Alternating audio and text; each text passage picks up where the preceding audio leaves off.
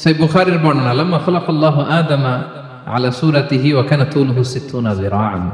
আদম আলাইহিস সালামকে যখন আল্লাহ তৈরি করলেন 60 গজ লম্বা করে তৈরি করছিলেন। আমাদের সাইজ যে এখন যে সাইজ, এই সাইজে কিন্তু আদম আলাইহিস সালাম ছিলেন না। 60 গজ লম্বা। ধীরে ধীরে আমাদের এই সাইজটা ছোট হয়েছে।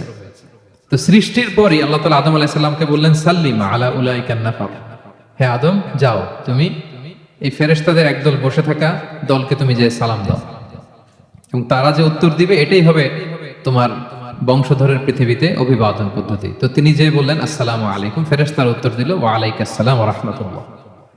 তাহলে দেখেন, আদম আলাইহিস সালামকে সৃষ্টির পরে আল্লাহ বলে নাই যে আদম আমি তোমার রব, আমাকে সিজদা করো, আদম আমি তোমার রব, আমার জন্য ইবাদত করো, জিকির করো, এগুলো কিছুই বলেন নাই। প্রথমে কি বলছেন? সালাম। রাসূল সাল্লাল্লাহু আলাইহি ওয়াসাল্লাম মদিনাতে পৌঁছে প্রথমে কি বলছেন?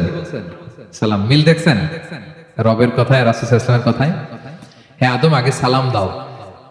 আল্লাহ কেন সালামের কথা বললেন? কারণ কিছুক্ষণ আগেই আল্লাহর একটা অর্ডার অমান্য করে ইবলিস সে জাহান্নামী হয়েছে, আর ওটার মূল কারণ ছিল অহংকার।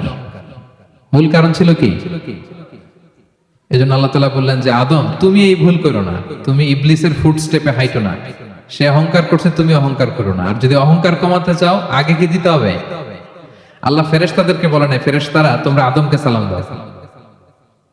আল্লাহ আদম আলাইহিস সালামকে বলেছে আদম তুমি ফেরেশতাদের সালাম দাও, যাতে তোমার হৃদয়ে কি না থাকে, কোনো অহংকার না থাকে।